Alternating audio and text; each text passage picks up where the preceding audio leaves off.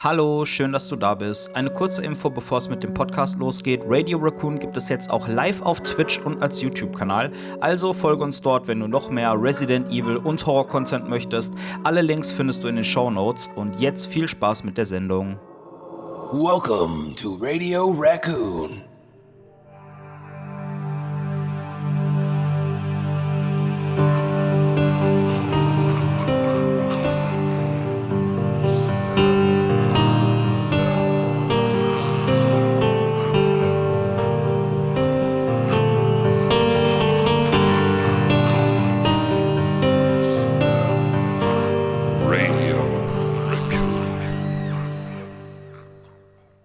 Moin moin liebe Kunis und herzlich willkommen zu einer niegelnagelneuen Folge Radio Raccoon, der Resident Evil Podcast. Heute wird mal alles ein bisschen anders als sonst, denn wir haben die Folge heute in Englisch aufgenommen. Das liegt daran, dass wir einen sehr krassen Special Guest in der Sendung haben. Und zwar ist das der BENSON MOKHTAR, das Face Model von Carlos Oliveira. Da der gute Mann der englischen Sprache mächtig ist, mussten wir uns halt anpassen und haben alles auf Englisch aufgenommen. Ja, schreibt uns einfach mal gerne entweder per Instagram oder unten bei Spotify in die Benachrichtigung, ob das okay für euch ist, oder seid ihr der Meinung, dass wir vielleicht noch mal eine synchronisierte Fassung aufnehmen sollen. Schreibt uns gerne und ja, jetzt viel Spaß mit der Spezialfolge. Welcome everybody to another episode of Radio Raccoon, the Resident Evil podcast. Today we're speaking English because we have a very special guest in our show. You might recognize him as Carlos Oliveira in Resident Evil 3. Welcome, BENSON MOKHTAR. How are you doing? I'm doing good. Wie geht's es dir? How you guys doing? Very cool. We're great. Because you're here in our show. It's so amazing. Where are you at the moment? I'm in France at the moment. An den französischen Grenze nach Deutschland, next to the German border. Nice. Okay. So you're pretty close by. That might be the reason for the good internet connection. Ja. Deutsche Qualität. Ihnen. Perfect. We could also do the podcast in German if you want. You can try it. I think German isn't my best language, so let's just keep it in English and sometimes you can switch. Maybe Japanese a little? 日本語でもできるだから日本に住んでたら大丈夫です。Okay. I don't know. It's all mixed up. We'll do some subtitles. No one understands anything. Who knows? Maybe someone in the chat or like someone does understand Japanese. Who knows? We'll see in the comment section. Yeah. So we wrote down some questions and we have a little special for you at the ending of our show. So the first question I wrote down is, did Capcom come up to you, or did you went to Capcom and said, hey, I would like to play Carlos Oliveira? No, actually my agency in Japan was contacted by Capcom. They saw my profile pictures and my portfolio on the website, and they got a great interest. So they contacted me. They told me, my agent contacted me and told me, hey, would you like to do a project regarding a video game? It's a survival horror. It's Capcom, and it's gonna be, the name of the guy is gonna be Carlos. That's it. They try to keep. They didn't try. They didn't wanted to give details. They just say that Capcom survival horror and Carlos. But I knew it was obviously gonna be Resident Evil 3, because by the time Resident Evil 2 came out, and I was like, it has to be the next game. Yeah, sure. Resident Evil 3. So yeah, and my guess was right. Yeah, nice. Okay, so when Resident Evil 2 came out, at that point of time, it was not sure that you are the face model of Carlos Oliveira. So they put you into the game in between those two releases? Yeah, actually, the game already came out. I already played the game, like Resident Evil 2.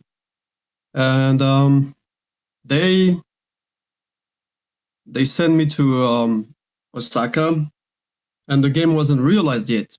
So Resident Evil 2 came out already, and then Resident Evil 3 was not even under development. It was like early development. Okay. I got in the adventure. Okay, that's amazing. I always thought that the production and the planning of kind of those things is taking over a long span of time. So that you knew 5 years before the release of RE3 that you are Carlos Oliveira. But that's amazing to hear that it all happens within 1 Short year. range, you got the job and got, I don't know, they took a photo of you or they scanned your face. I don't know. They scanned my whole face and body. It was like a process where they did put me through like a bunch of cameras, like spheric cameras, maybe 100 or something. And it was a very white and bright room. And they started like to put some dots on my face, following some different colors. And they told me to do like some facial expression and stuff like that, following a script. Then we went to a different room for the body, and it was basically the same room with those spheric cameras around me.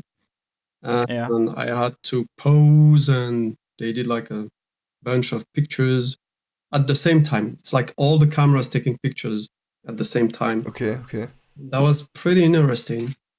So it was in Osaka. Nice. Was it like that you had to act some emotions so they could capture the emotions? For example, you're scared, you're happy, you're angry, you're sad. The process is different. It's like they can reconstruct the emotions. What they tell you is like they have like a script. They tell you, give us that expression. It's like I'm giving you like some facial expression so you can get it. So they go like move like this, do this, like left, right. Okay. Yeah. Then from this data, they can reconstruct the emotions. Okay. And that's very interesting. The process is quite amazing, like what they can do. Because when I played it, but what's interesting is like when I play the game, I can see that some facial expression aren't mine, and I'm like, okay, so that's very interesting. I would have never react like this, but that's interesting. Was that the first time acting as a face model for character? Actually, I did some project for Nintendo. It was a game called 1-2 Step, and it was completely different.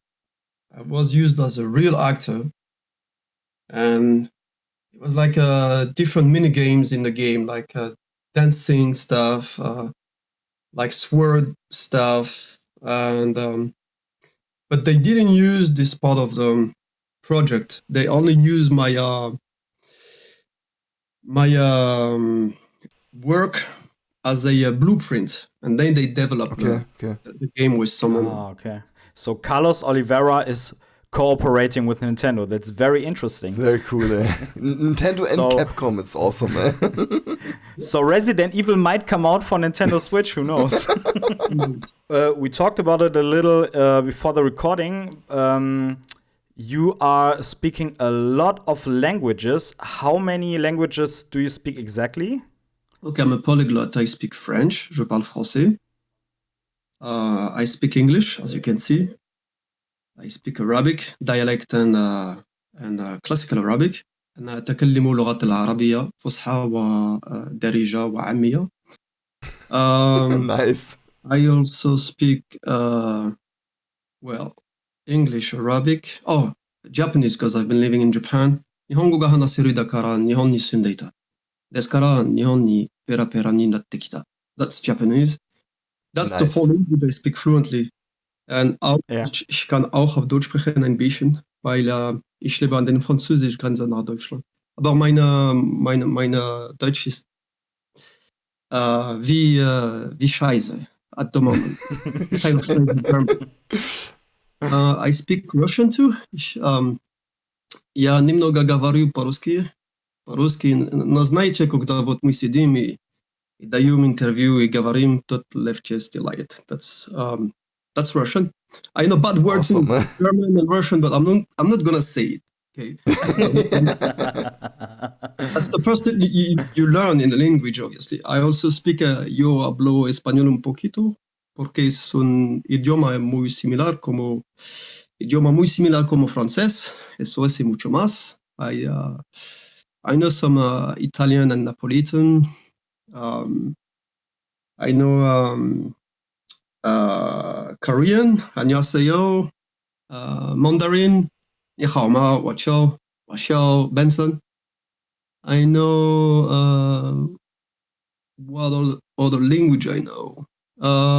Spanish, I said, Portuguese, un poquito.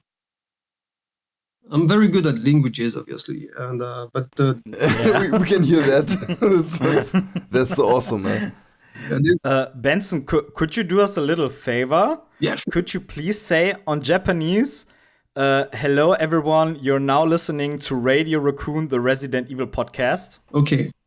I'll tell you what I do like in Japan programs. この番組はご覧のスポンサーの提供でお送りします。レディアラクーンポッドキャストです。始めましょうか。Nice. Nice. Awesome, thank you. That will be our new intro. Yeah, nobody will out. understand it besides Japanese people, but we're gonna put it in anyway. It doesn't matter, it's cool. Japanese television, it's always like この番組はご覧のスポンサーの提供でお送りします。Then they pop out, you know, the name of the program, the sponsors and everything pops out. And yeah. I have absolutely no idea. I can't speak one Japanese word, but it sounds very authentic. Yeah, I've been living 4 years over there, and believe me, you have to learn Japanese if you want to work in Japan. So, but I bet. That's good investment. You know. Went to a linguistic school, and it's worth it, believe me. So you learned Japanese in 4 years? Actually, I started learning in France. So, because I was worried not to be able to communicate when going there. So I started to learn in France. And after 6 months, I was able to get a conversation, a normal conversation. And then you learn very quickly when you live, and immersion is the best way to learn. You know. Sure. Mm-hmm. Yeah. So, and then I wanted to perfect my English for job and acting and modeling. And I was like, yeah, maybe you should go to a linguistic school. And I enrolled for 2 years, and now I'm very good at Japanese. And the good thing is that when you're learning Japanese, you're also learning structural grammar of Korean, Turkish, because they belong to the same family of languages. Yeah. It's called like SOV, subject, object, and verb at the end. So I'm a language lover, and that's a great opportunity to me to learn more than Japanese. That's very nice. But you can feel it when you talk about it. You can feel the passion for languages, and that's so awesome, dude. Did you also do the voice acting for Carlos or the motion capturing? No, that wasn't me. Isn't it strange to see your face and your body and your movement, but there's another person who acted it, and maybe another person who talks with your mouth? Yeah, that's definitely kind of surprising, because you know how you react to certain things, and your facial expressions and everything. And sometimes, like I said, when you see someone using your face, because the process they use is through like a facial. What I did is like facial expression, motion capture of the facial expression. Yeah. Then they put the same dots they did in my face to the guy who did the part. Where he speaks and he does like the stunt and everything. And I was like, that's pretty interesting, because I don't react like this. I don't do that kind of expression. So kind of scary to some point, but it's the industry, and it's a pleasure to see someone using your facial expression to work on it. Quite interesting. Have you ever met the actress or model who played Jill Valentine? I just want to ask Sasha that. Zotova? Sasha Zotova. I actually did some few interviews with her. I communicate with her. So we get along, and you're talking about Sasha, right? The facial. Yeah. Yeah, I know her, and I didn't met her physically, but I've been doing some exchange with her through social medias, and she's nice. She's really nice. She's a smart woman. We have to. Was heißt denn verlinken? Yeah, you should try to communicate with her. I can ask her if you want to. Oh, that would be the holy grail. We have Jill Valentine here and Kels Oliveira. That would be awesome. The funny thing is, we already had some of the German voice actors of the RE series in our show, and there was also the German voice actress of Jill Valentine, and it was so strange to talk to her because you always have Jill's voice and Jill's sentences in your mind, and then you hear her say something else and answering your questions. That's so strange, but amazing at the same time.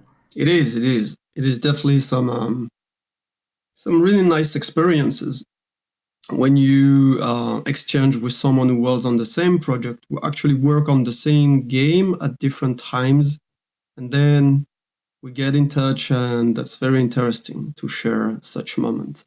Yeah, it's like a dream come true for any player. There she is. That's so cool. Yeah, I mean, everyone would love to do that. Every player.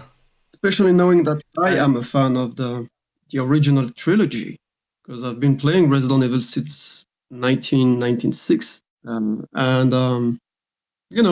So you're a day one fan? Yeah, I am. Nice. Yeah. Did you play the other games too, 7 and 8? I actually played Resident Evil 7 in 2020. And that's very different from the original trilogy, because it's an FPS game. Resident Evil has never been FPS, except there was a gun simulation, Resident Evil Survivor, but it's a gun simulation. You don't get to walk through like in Resident Evil. It's like the House of the Dead, basically. But I think the difference between RE7 and other FPS shooters is that your character doesn't move as fast as in other FPS. So if you compare it to Call of Duty or something like that, it's the look and feel is totally different. And you don't, especially in the beginning of the game, you don't have to shoot as much as in the end of the game. But it's the focus is more on exploration and solving puzzles and horror.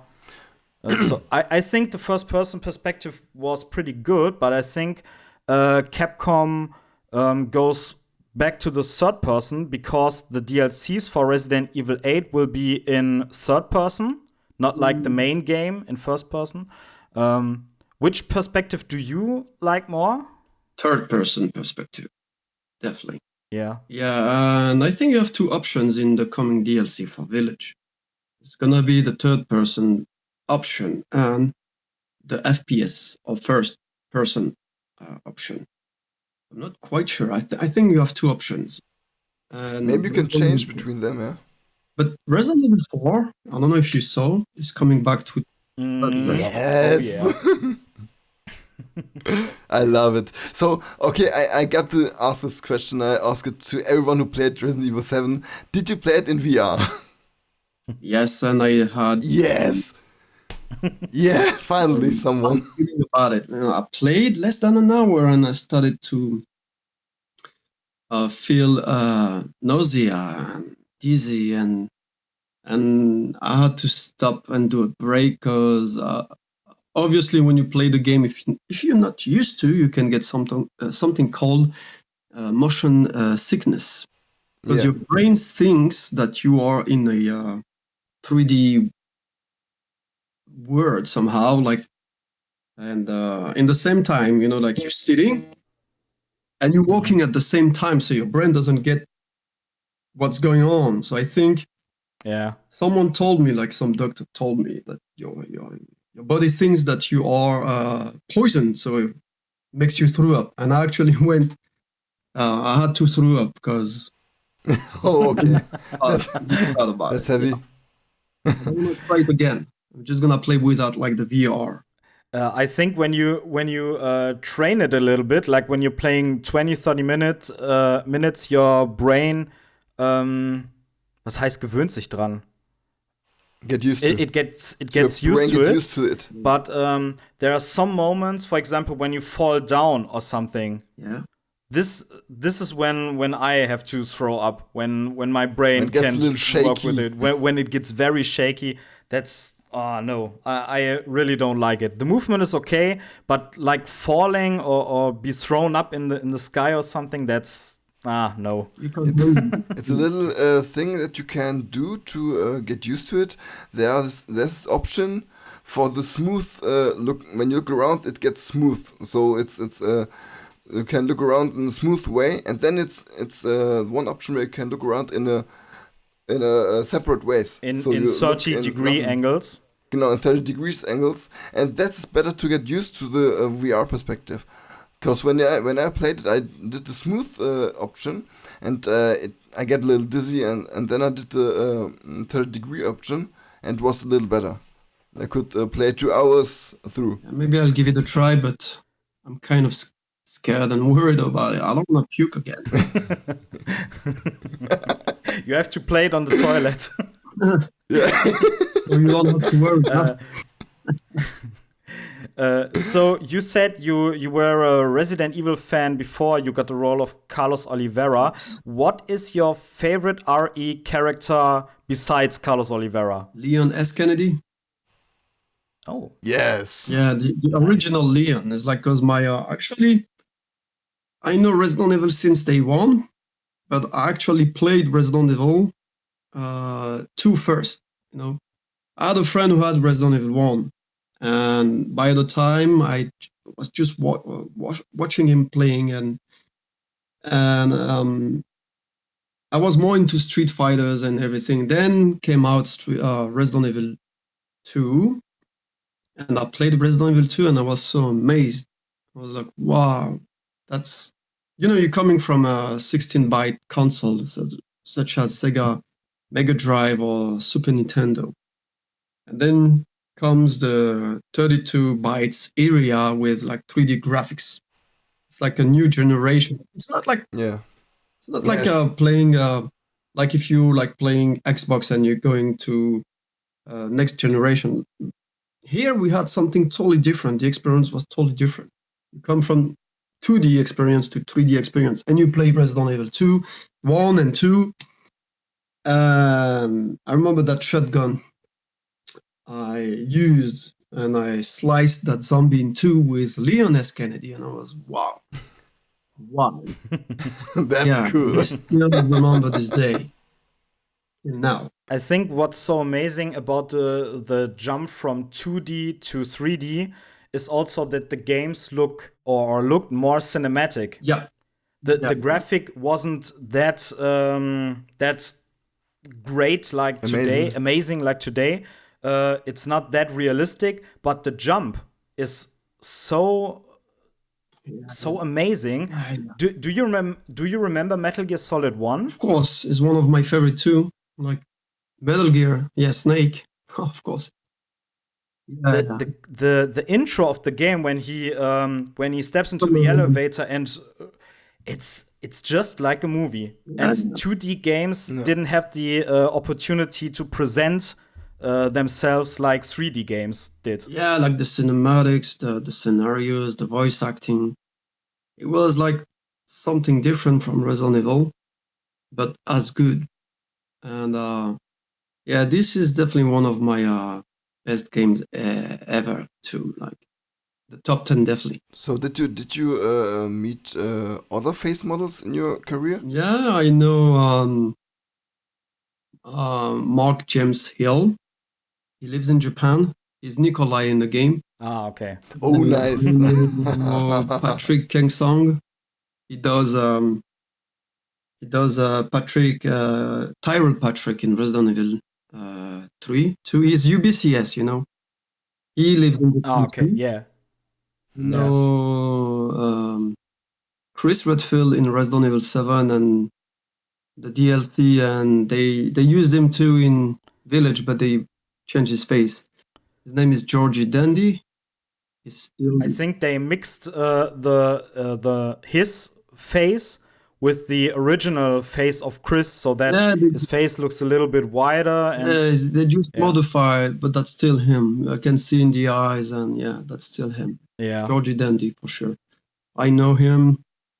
I know. Do you remember in Resident Evil 2, Ben in the prison when Mr. X the reporter, the leaker? Yeah, I know. What an amazing scene. The face model for Ben, his name is Arnaud Legal. He lives in Japan. And like I probably know some others, but I'm not quite sure. So yeah, Resident Evil face model, basically they live in Japan, so I probably have met them through auditions or. So you're a big family. Resident Evil family. You said that your favorite character is Leon S. Kennedy. Yes. Do you also have a favorite villain of the RE-verse? I like Mr. X in Resident Evil. I like Birkin in Resident Evil 2. I like the Dobermans. They're pretty nice. Well, as a villain, I also like Nikolai in Resident Evil 3 1999. He was a pretty good villain. Yeah.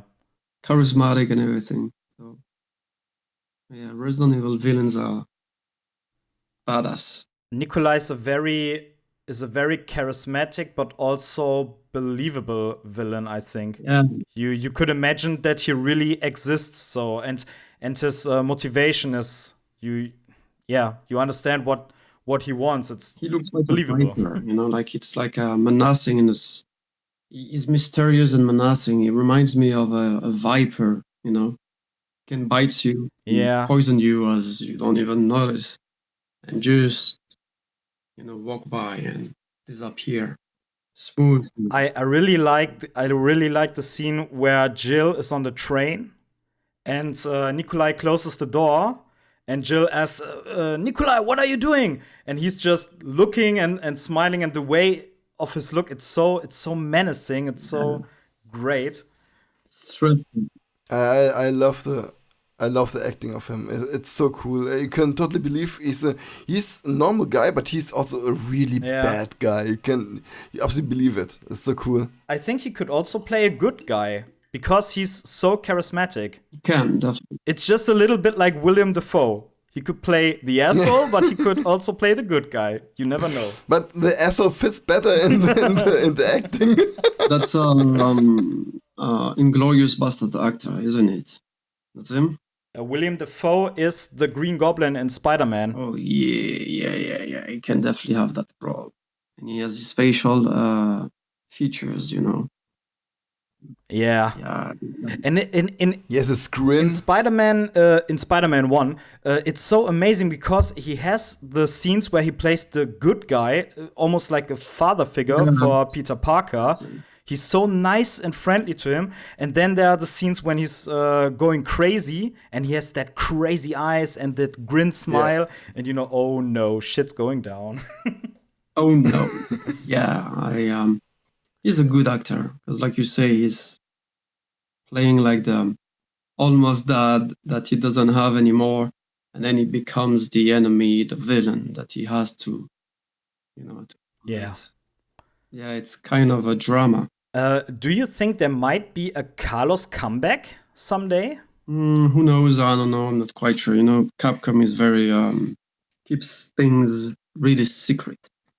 So You don't have to leak something, or I just I hope want so. to know your opinion. I hope so. It would be nice to have like some UBCS game, like to see how they became enrolled in the UBCS platoon, and like I know Carlos Oliveira before being UBCS, he was in guerrillas in the original scenario, and Yeah. he's one of the youngest. He's the youngest UBCS. Um, Yeah. he knows combat technique, and he knows how to drive every kind of vehicles and engines. And that would be really nice to have like some sort of game that focus on their development and how they became part of UBCS and Umbrella. Carlos is such a cool character, and there are so many cool Resident Evil characters that only appeared in one game, like Billy Cohen or Carlos Oliveira, Sheva Alomar. It's so sad that they're just appearing in one game. Why does Capcom always cut their role down to one game? I think they want to keep their favorites because having too much of heroes in a franchise may be a problem. You have to focus on too much elements at the same time. Yeah, sure.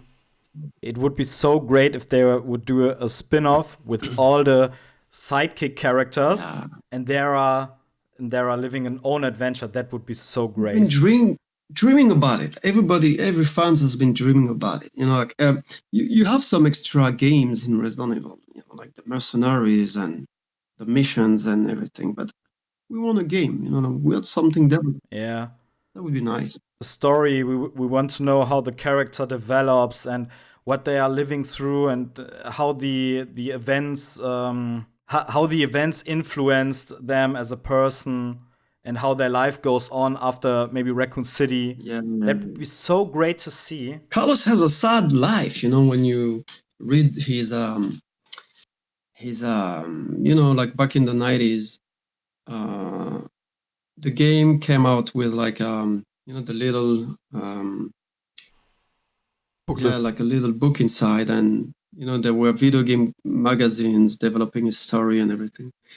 So basically he ended up in jail, and he was gonna get executed, and then Umbrella decided to enroll him, and they paid for his ransom, and he was liberated and freed. But I can say something very interesting, as Carlos like fighting for guerrillas, being betrayed by his like kind of Fidel Castro and El Che Guevara, Yeah. That is the background story of the original Carlos? Yes. Because when I played RE3 with my girlfriend, we read a note, which another UBCS soldier wrote. That's the one that Nikolai shoots in the head. And I think it was him. And they put the background story of the original Carlos on that character, I guess. Yeah, if I'm not mistaken, I think they switched it up a little bit. Yeah, no, boom, that guy, huh? Yeah. Poor CS. Yeah. He was gonna turn. Poor guy. As you said, you're a Resident Evil fan. Have you seen the movie Welcome to Raccoon City, and what do you think about it? I think the settings are pretty good. Like you can tell there is a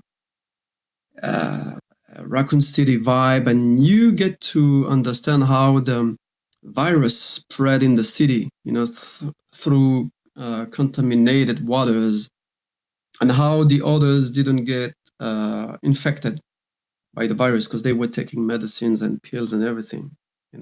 Those working basically for like as official for the government, like such as police, and they were taking some treatments, and the rest of the city. Well, I'm not gonna spoil the movie, but the story.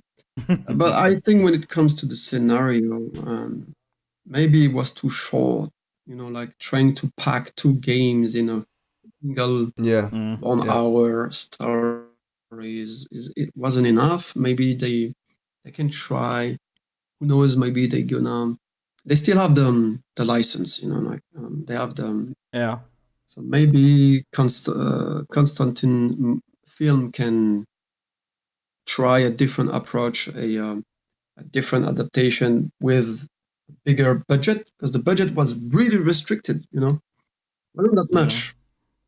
And I think could have been way more developed if they have more money and time for the movie. Yeah. But Yeah, that's right. the movie that's is right. like something you should watch as a horror movie. It's like a tribute to Carpenter, and like all those 70s horror movies, colors and everything. That's what you have to think about, because Resident Evil is actually a tribute to horror movies. They call it Italian horror movies from the 70s. It's like a loop, Capcom took inspiration from those movies, and then the movie took inspiration back to the 70s Italian horror movies, such as Carpenter, and, like Romero and all these vibes. Is cool. Yeah, It's like when you go to a bookstore and you read the book based on the movie, and the movie is based on a book. Exactly. Yeah, it's a loop. And what do you think about the upcoming Netflix series? Have you seen any trailers? I did.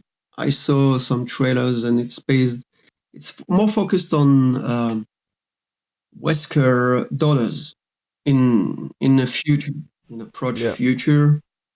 And I think you have to approach this Netflix series as a parallel Raccoon City, a parallel universe, because that's an adaptation, and who knows, maybe it's gonna be good.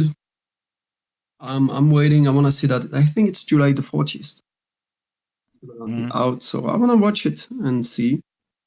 And I don't know if it's Constantine Movies production. Yeah, I think Constantine is involved in some way. Yeah, it's a German production, isn't it? Yeah. Yeah. I think if you try to look at it as its own thing, it might be great. So you can have fun with it.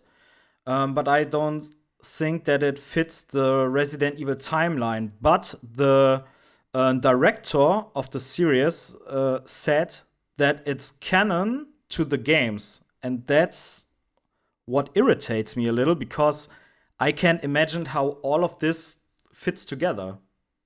Sounds a little bit strange. In the end, maybe we'll see. In the end, maybe we'll see how it fits together. Let's remember that it's always adaptation of video games. It's like, it's not the same as a video game. It's always an adaptation, so you have to expect some differences. So let's see what the result's gonna be. But are you excited for it? Will you watch it? Yeah, I will definitely watch it. Like, for sure, I want to see that. I want to see how they develop the story, because I like the fact that Wesker's is having like an offspring, and they may have powers like in Resident Evil 6. Yeah, it's really good. Like Jake? Yeah, Jake, the son of Wesker. He's very special. Yeah. And I wish we can see Jake. Like, even if it's in a different universe, I want to see him come back. Like you said earlier. Yeah, that would be cool. That we had like some characters that just appears and then vanish. So maybe Capcom should think of bringing back such characters. Like Billy Cohen, Carlos Oliveira, Jay. That would be awesome. Yeah, it would be Hannigan. Awesome, like you said, to see how the UBCS, or like the mercenary part, is developing, because we got the hero stories, but we don't have that much of information when it comes to the rest of the characters. When it comes to the sidekicks and enemies, I would love to see Hank story, or like Hank special game. I think what's so exciting about the UBCS and Carlos in particular is that he or his crew, besides of Mikhail, think they are the good guys.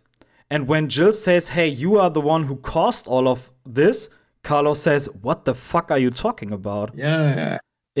That's a great scene. That's a great and scene. in the original too, you know. Like, are you crazy?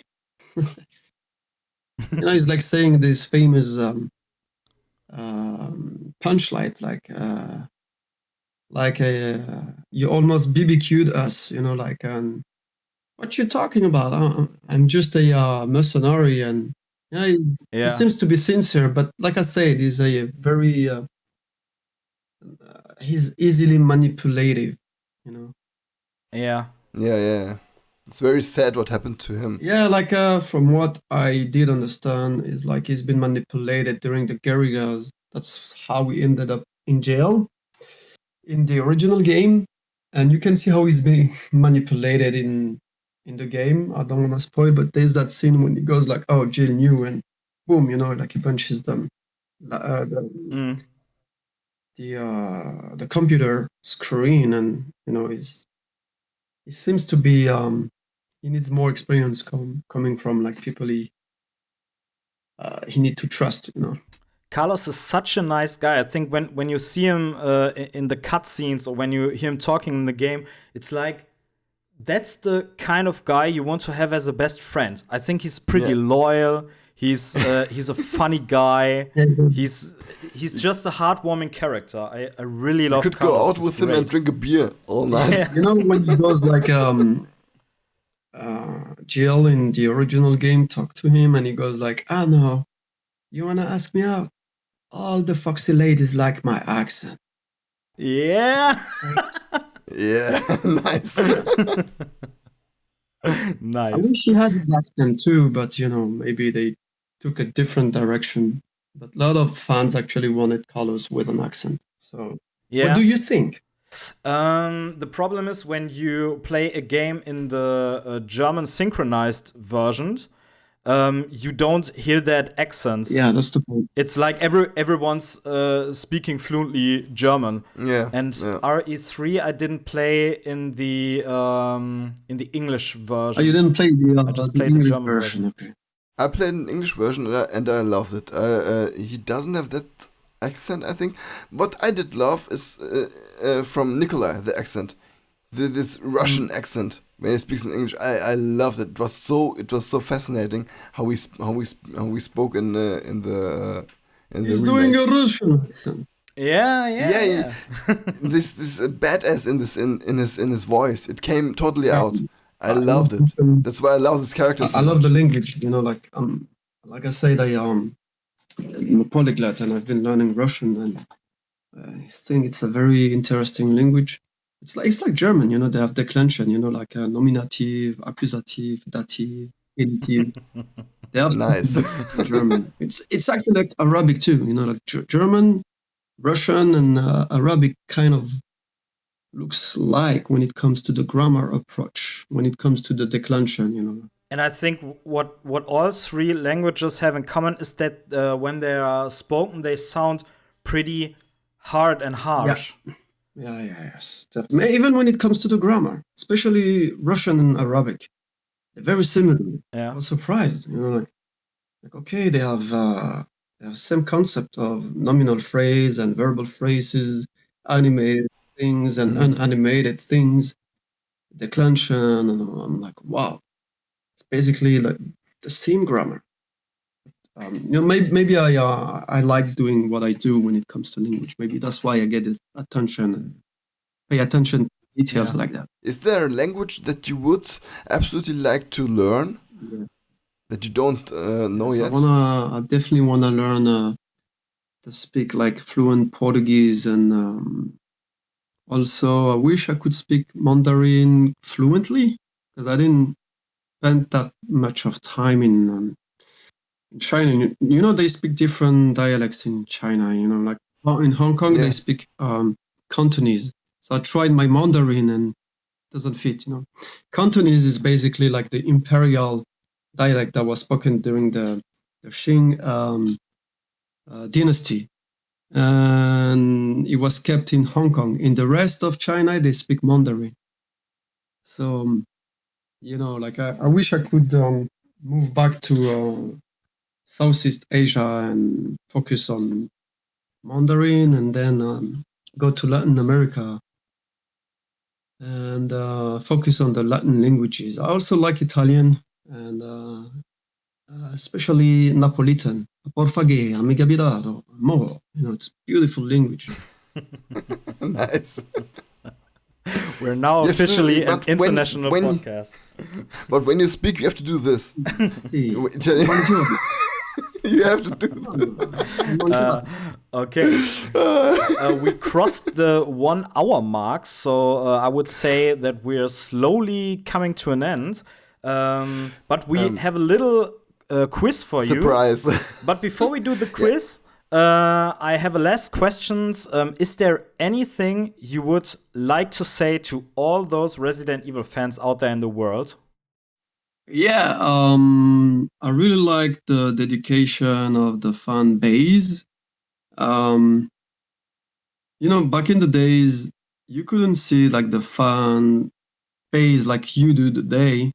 Like now with social media, you can see that there is a real interest in the franchise, and there is the fans who does like drawing or like send you like some nice messages.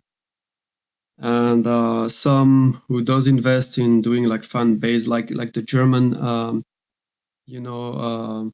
fan base I met in Luxembourg, and the cosplayers. Yeah.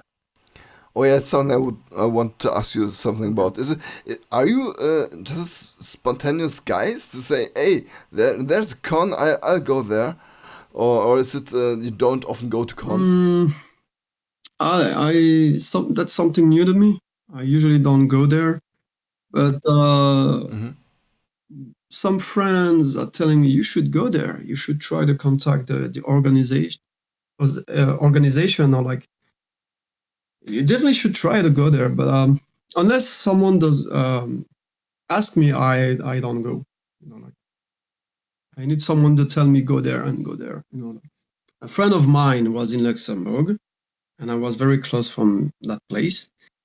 And he told me, hey, I've been to a stand, like like video game convention / manga or anime convention. And he showed me pictures. I was really surprised. Cars, they have patrol cars. They have like the settings just like in the game. They have like the items from the video game. They have the posters and everything. And I'm like, hey. He's like, hey, why don't you come with me tomorrow? They're staying tomorrow. And he told him he's gonna come tomorrow, and they didn't believe him. And I came dressing like Carlos, and they were, oh my goodness. Nice. The thing is, I was so upset. I didn't know that there was a con. Maybe we could have gone there too, but we didn't know it from the people. They told us too late. So it would be so awesome when we would be there and I was dressed like Carlos, you would dress like Carlos. But it's so awesome. They showed me a picture. Yeah. If you invite me in Germany, I would definitely come for sure. It was in Lexington. It wasn't. Okay. Now I will invite you in 2 weeks. Yeah. In 2 weeks. In 2 weeks, there's a Comic-Con in Germany, in Dortmund. The German Comic-Con. It's a limited edition, and I will be there in Carlos' costume. And if you come there, I would freak out. Is there gonna be like some Resident Evil stands and everything? Yeah, it's the same person that you met in Luxembourg. They will be there with their stand. Okay, you know what? Tell them to contact me, invite me. Yeah. How far is it? I don't know how far is it. But the good thing is that I'm getting back in shape because when I came in Luxembourg, I'm doing martial arts and I do a lot of sport.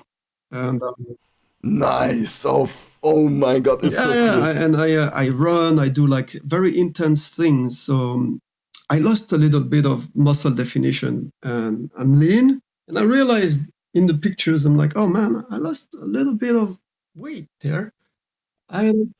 That's cool in these pictures. You can see by yourself what you lack. So, I think I would have to do little sports again. So I'm a little fat. Yeah. So that doesn't fit Carlos. But I work at my Carlos arms a little bit. So I work it out. What I did since that day, started to stop like running too much and doing like too intense stuff, and I'm starting to get back muscles, like see. Oh, I'm lucky because I got a very fast metabolism. I get muscle pretty fast. And wow. Nice. It's Carlos Muscle-Vera. I'll show now mine I'm too. getting back in muscle. It's like Bockwurst. So, Chevy's God, Carlos so has cool. one big muscle. It's not the one you see. So I'm pretty sure the next coming con, if someone invite me, when I'm gonna come, I'm gonna be like in the game, like when Capcom told me that they wanted me to do that project. I went to the gym, I gained muscle, and I wanted to be the best Carlos version. So And you are. yeah, thank you very much for that. And so maybe if I You're get some really cool. invitation, the next cosplay is gonna be even better than what you saw in Luxembourg. That's a promise. How can it be better? I mean, it was perfect. Really, it looked so perfect. Thanks very much. Did you do the cosplay by yourself? So the vest and everything. Did you do it yourself?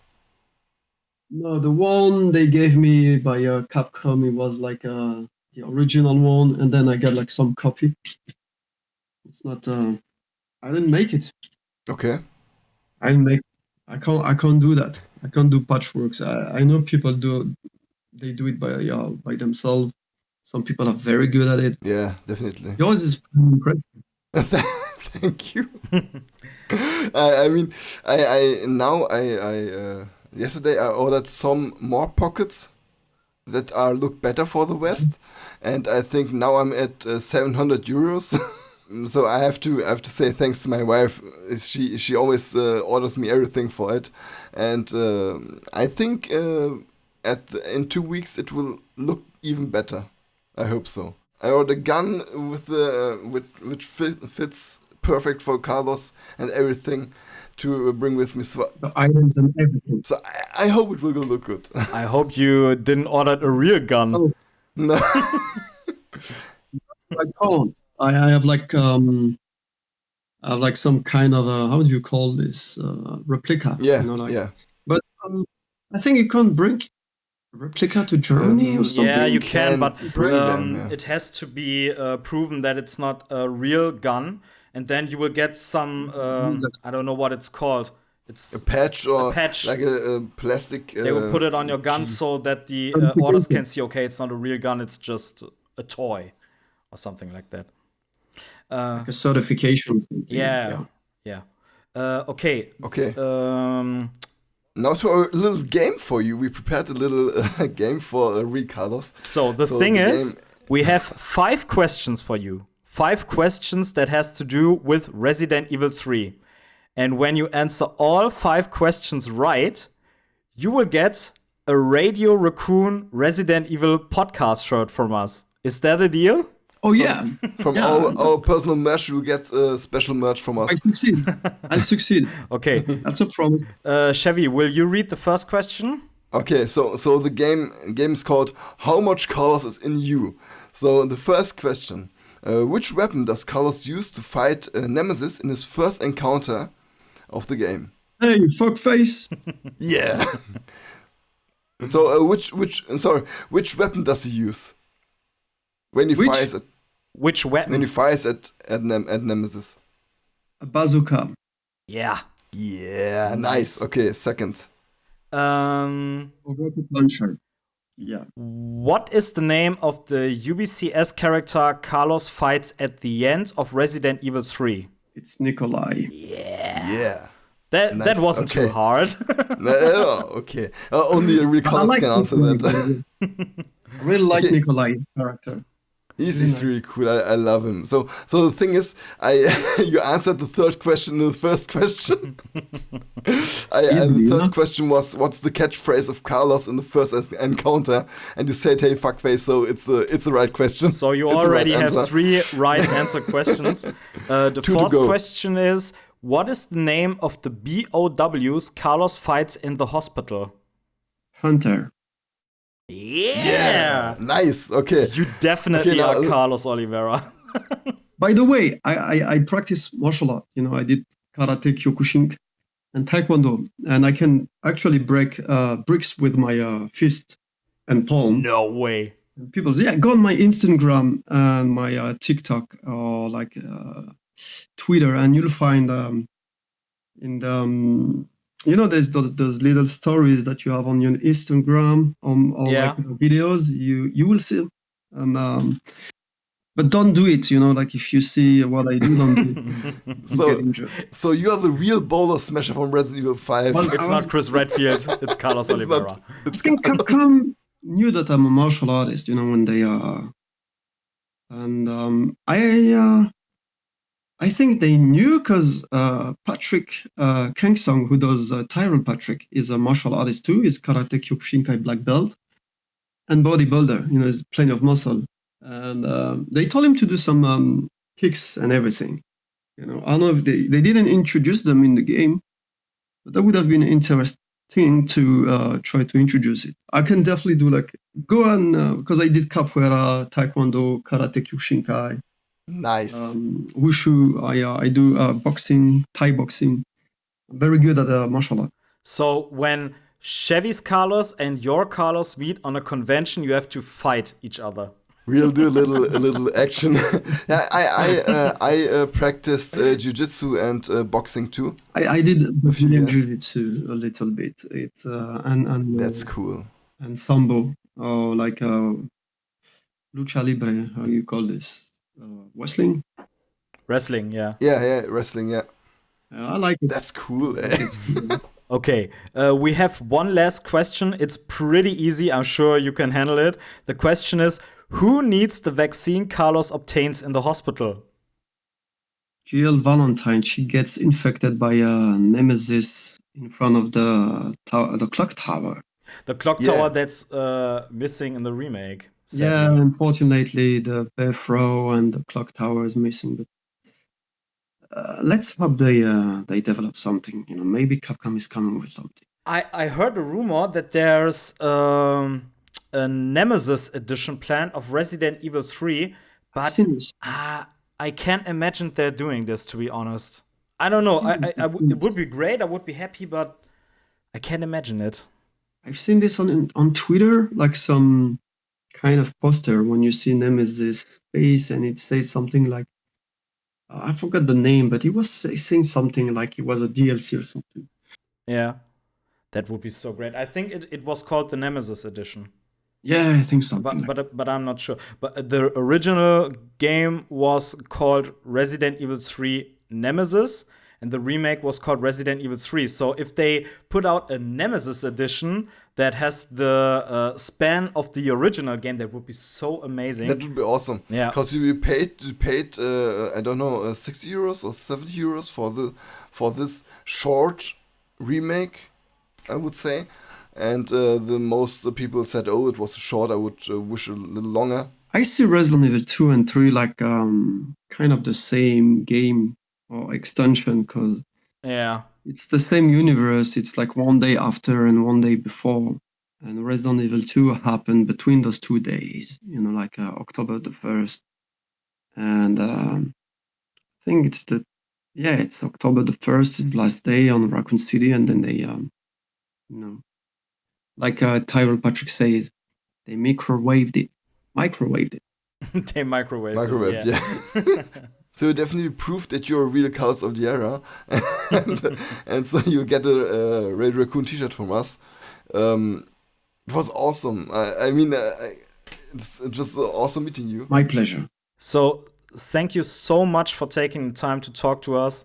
It was a beautiful hour. It was very nice to talk to you. You're a very, very nice guy. And we're so glad that it worked out that we could record the podcast with you. No problem. Thank you very much. And we will definitely stay in contact. So, people, check out Benson's Instagram account. We will link you in our show notes, if that's okay for you, so people can check you out. Yeah, definitely. And see the real man behind Carlos Oliveira. So check out our show notes. Yeah, thanks for listening to our show, and we will hear you in the next episode. Goodbye. Bye bye. Auf Wiederhören.